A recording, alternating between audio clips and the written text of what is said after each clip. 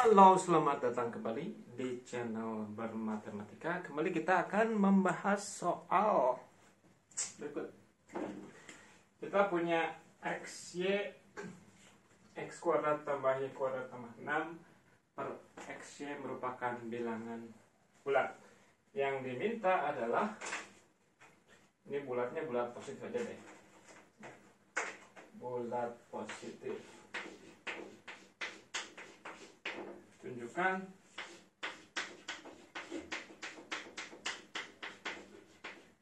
X kuadrat tambah Y kuadrat ditambah 6 per XY ini merupakan bilangan kubik. Jadi dia pangkat 3 dari suatu bilangan bulat positif ya.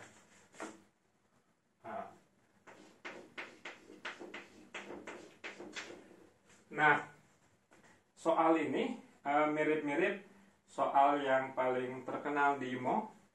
Anda tahu soal yang mana yang paling terkenal di IMO? Bunyinya gini: AB A kuadrat tambah B kuadrat per AB tambah 1 bulat positif. Kemudian tunjukkan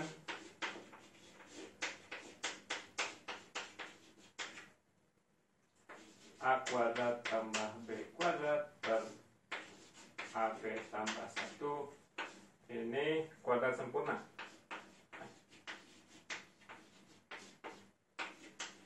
Jadi dia kuadrat dari suatu bilangan bulat. Nah, ini adalah soal IMO yang terkenal tahun 88, zamannya Terence Tao ikutan IMO dan dia kayaknya nggak solve soal yang ini ya. Nah, kenapa dia soal yang terkenal? Jadi soal ini katanya ketika hendak diajukan menjadi soal IMO, dicobakan dulu ke seorang matematikawan dan istrinya, namanya George Sekeres. Ini ada teorema yang terkenal juga dari beliau ya. Dan dia bukan bukan sembarang matematikawan, tapi dia juga seorang problem solver. Jadi dia orang yang memang sering terlibat di soal-soal gaya-gaya IMO begini ya. Nah, jadi soal ini diberikan kepada beliau, George Sekeres dan istrinya. Kemudian mereka mencoba untuk menyelesaikan soal ini dalam 6 jam. Akan tetapi tidak berhasil. Terus mereka mengembalikan soal ini ke tim juri dengan komentar double bintang. Artinya sangat challenging gitu ya, sangat susah. Nah, tapi pada akhirnya para juri biasanya kan yang memutuskan soal itu akan dipakai atau enggak adalah juri dari semua negara. Tim leader voting ini dipilih atau enggak, akhirnya diputuskan, diberanikan bahwa soal itu dipilih. Dan ternyata gimana hasilnya? Ternyata ada 11 orang siswa yang berhasil menyelesaikan soal ini ya. Nah, setelah ini teknik untuk membuktikan soal-soal tipe begini yang diantaranya ini jadi lebih familiar di lingkungan perolimpiadeannya. Nama tekniknya disebut sebagai Vieta jumping ya. Jadi akan kita gunakan Vieta jumping. Nah, nanti kalau kita selesai mengerjakan ini, Anda bisa mencoba teknik Vieta jumping tersebut untuk soal IMO yang terkenal tadi ya. Cuma perlu di tweak sedikit ya metodenya. Oke, jadi gimana?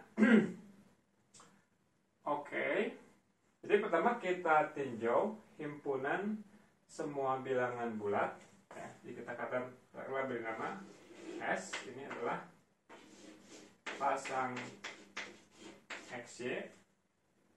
XY nya bulat positif.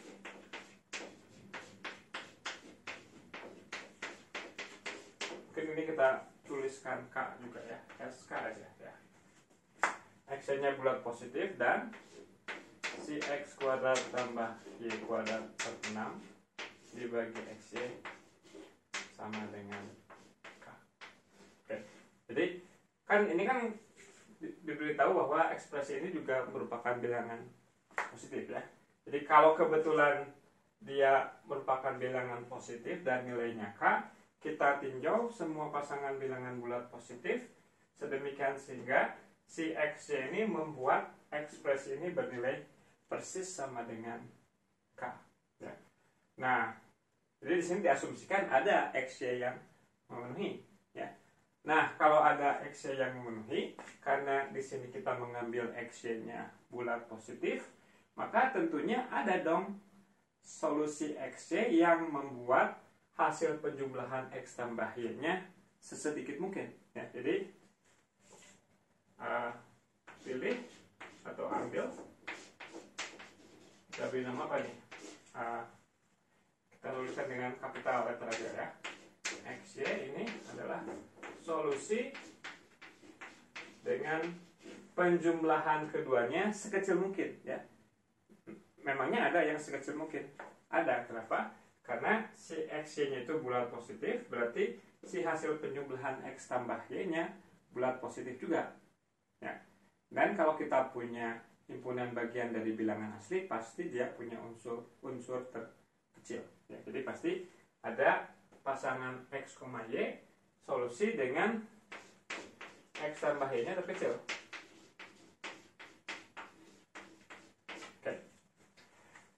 Nah, apa yang bisa kita lakukan dengan hal tersebut? Oke, kita akan tulis ulang. Ini menjadi X kuadrat tambah Y kuadrat tambah 6 sama dengan KXY. Kemudian itu kita tulis sebagai X kuadrat. Ini ada KXY kan? KXY-nya pindah ke sini. Minus KY X. Ini X-nya X besar. Besar. Kemudian ini juga X besar. Kita ambil yang terkecil kan. Oke. X ini Y-nya Y besar juga. Kemudian ditambah Y kuadrat ditambah 6 sama dengan 0. Nah, kalau ini kita tinjau sebagai apa? Polinom. Jadi apa? Tinjau polinom S kuadrat dikurangi KYS ditambah Y kuadrat tambah 6 sama dengan 0 ya.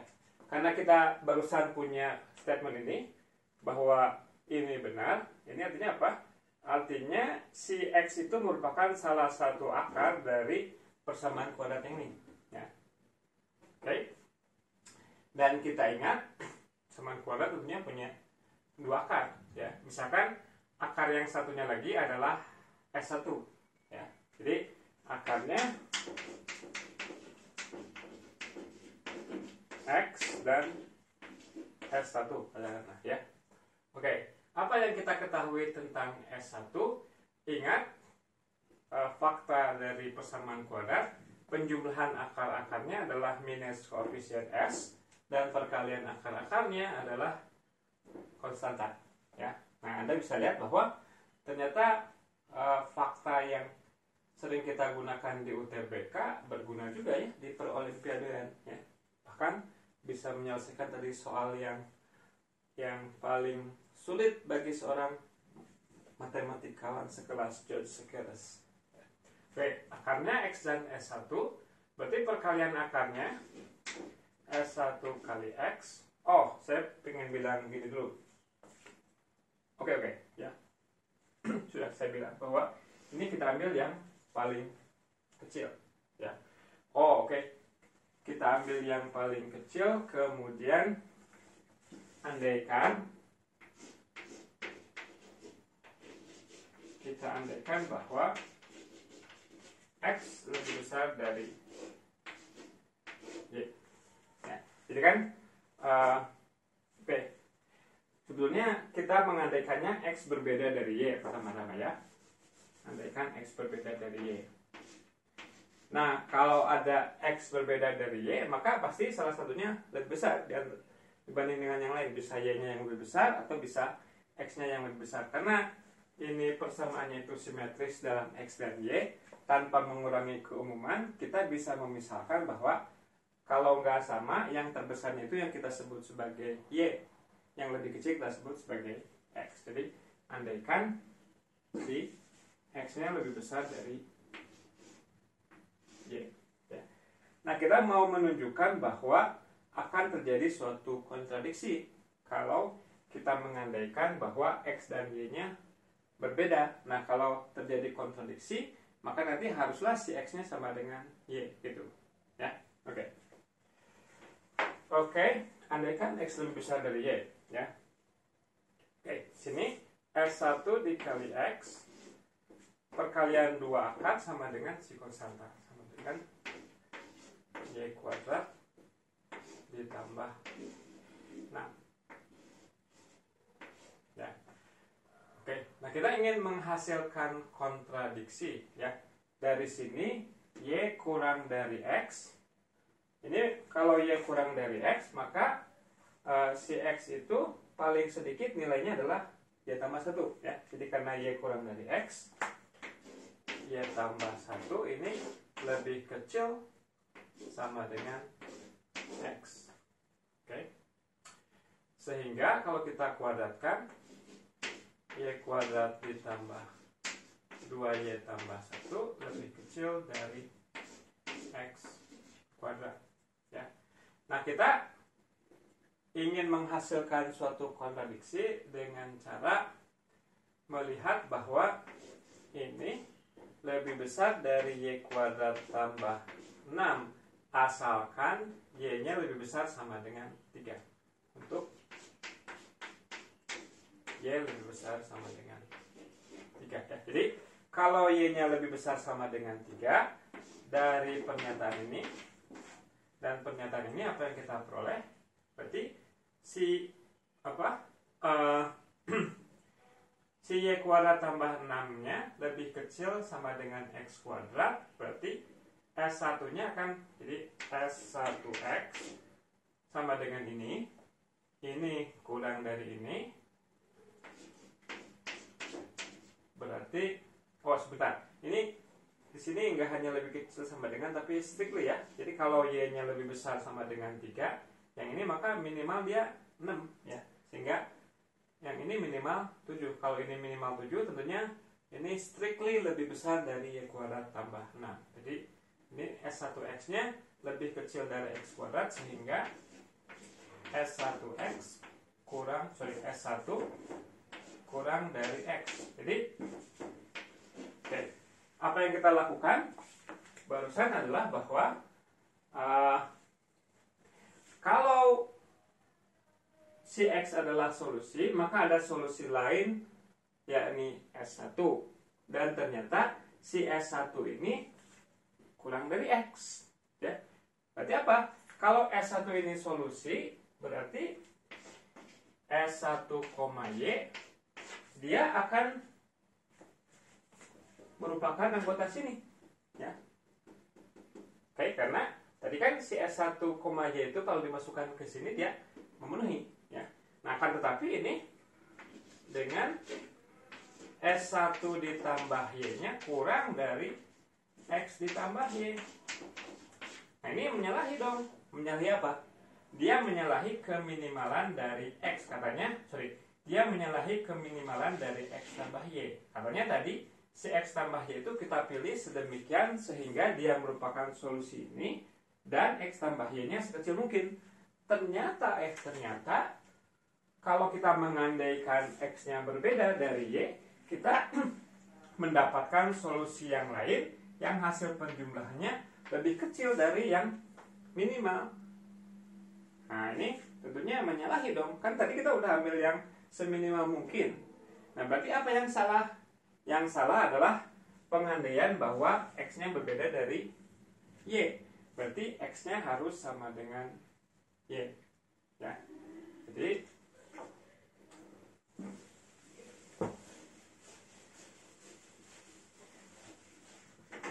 dengan syarat ini, jadi kita bisa punya ini ketika y-nya lebih besar sama dengan 3. Jadi untuk y lebih besar sama dengan 3, setiap kali kita bisa menuliskan ini sebagai bilangan bulat, maka ada solusi di mana x dan y-nya sama gitu. Itu yang bisa kita hasilkan dari apa yang kita lakukan di sini. Ini tadi menunjukkan kan yang minimalnya itu haruslah ketika x dan y-nya sama. Jadi setiap kali ini merupakan bilangan bulat, maka atau setiap kali ini bernilai sama dengan k, maka akan ada suatu x dan y yang nilainya sama, sehingga nilai ekspresi ini persis sama dengan k gitu ya. Jadi jika x kuadrat tambah y kuadrat per 6 per xy sama dengan k, gitu, ada x sama dengan y, sehingga ketika disubstitusikan ke sini nilainya masih sama dengan k. X besar kuadrat ditambah x besar kuadrat tambah 6 per x besar kuadrat, ini jadi 2x kuadrat dibagi x kuadrat 2 ditambah 6 per x kuadrat sama dengan k, khususnya dia bulat, dan khususnya si x kuadrat membagi 6. Bilangan bulat x yang mana sehingga x kuadrat sehingga x kuadrat merupakan faktor dari 6. Cuman satu aja x-nya. Kalau x-nya bulat positif ya. 2 nggak memenuhi, 3 nggak memenuhi ya. Jadi dari sini karena 6 per x kuadrat itu haruslah bulat, berarti x-nya harus sama dengan 1 ya. Nah, kalau x-nya sama dengan 1, berarti kalau kita masukkan ke sini, berarti k-nya sama dengan 8 ya. Artinya apa? Artinya untuk y lebih besar sama dengan 3, ini hanya bisa menjadi bilangan bulat ketika dia bernilai 8 saja. Untuk k yang lainnya nggak mungkin gitu ya. Jadi ini hanya mungkin bernilai 8 saja. Nah, bagaimana kalau y-nya kurang dari 3? Kita coba saja.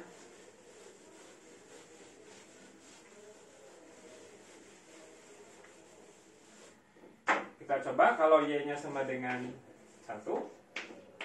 Oke. Kalau y-nya sama dengan, sebenarnya ini y biasa aja sih. Nah. Oke.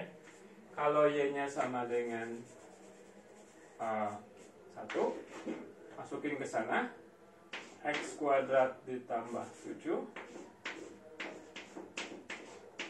per x, ini bulat ya. Tangan asli ada gini. Ini x ditambah 7 per x bulat ya. Maka x-nya harus membagi 7. X-nya bisa 1, bisa 7 ya. Tapi baik x-nya 1 ataupun x-nya 7, ini akan bernilai 8 ya. Jadi kita lihat sini. Jadi ini kan bulat, berarti ini harus bulat dong. 7 per x harus bulat. Kapan 7 per x bulat? Kalau x-nya 1 atau 7. Jadi x sama dengan 1 atau 7. Akibatnya x tambah 7 per x-nya sama dengan 8. Artinya si ekspresi ini juga harus sama dengan 8 ketika si y-nya sama dengan 1 ya. Bagaimana kalau y-nya sama dengan 2? Kalau y-nya sama dengan 2, dimasukkan x kuadrat ditambah 10. Ini 2x ya. Oke. Jadi x kuadrat tambah 10 habis dibagi 2x. Khususnya di sini x kuadratnya nggak mungkin ganjil ya, karena kalau ganjil ditambah genap ya nggak mungkin habis dibagi 2. Berarti x-nya harus genap. Tapi kalau x-nya harus genap ya, Yang ini akan kelipatan 4. Oke. Yang ini kelipatan 4. Yang ini kalau X-nya genap habis dibagi 4, tapi ini nggak habis dibagi 4. Jadi ini kalau X-nya genap 4 membagi X kuadrat ditambah 10 ya. Tapi 4 membagi X kuadrat, tapi 4 nggak membagi 10. Jadi ini nggak mungkin. Artinya Y sama dengan 2 nggak mungkin. Jadi kalau kita tulis ulang dengan lebih baik, ketika Y-nya sama dengan 1, si ekspresi ini haruslah bernilai 8 ya. Kemudian kalau Y-nya sama dengan 2, ini nggak pernah merupakan bilangan bulat. Kalau Y-nya lebih besar sama dengan 3, maka setiap kali dia bernilai bulat, maka ada X dan Y yang bernilai sama sehingga dia nilainya sama dengan bilangan bulat K tadi. Tapi itu akan mengakibatkan ekspresi ini juga mau nggak mau bernilai 8. Ya. Tapi sebenarnya ini ada kontradiksinya nggak? Kalau 8 ya kayak Y-nya sama dengan Y-nya sama dengan 7 gitu, X-nya sama dengan 1 mungkin kan. Ini 7 1 49 56 56 dibagi 7 8 ya. Jadi ketika Y-nya lebih besar sama dengan 3, satu-satunya bilangan bulat yang bisa bernilai, jadi ekspresi ini hanya bisa bernilai bulat ketika dia bernilai 8. Jadi ini memang agak misleading ya, misleading dalam artian bahwa kita mikirnya ada banyak bilangan bulat yang bisa dituliskan sebagai ekspresi seperti ini. Ternyata hanya 8 saja gitu. Dan pernyataannya jadi betul dong kalau memang hanya 8 saja ini. Kalau ekspresi ini hanya mungkin bernilai 8. Karena 8 nilainya dia merupakan bilangan kubik, ya betul ketika kita bilang bahwa ekspresi ini haruslah merupakan bilangan kubik. Oke, begitu saja pembahasan soal kali ini. Jangan lupa Anda coba soal IMO yang terkenal tadi ya, dengan teknik Vieta jumping yang kita lakukan tadi. Perlu diubah sedikit, kita nggak mencari X, Y yang X-nya sama dengan Y, tapi ya nanti Anda coba sendiri aja ya. Kalau nggak ketemu, Anda bisa searching Vieta jumping gitu. Biasanya di artikel-artikel soal tersebut merupakan soal poster boy-nya dari teknik Vieta jumping. Oke, begitu saja perjumpaan kita kali ini. Terima kasih atas perhatiannya. Tetap selalu bermatematika.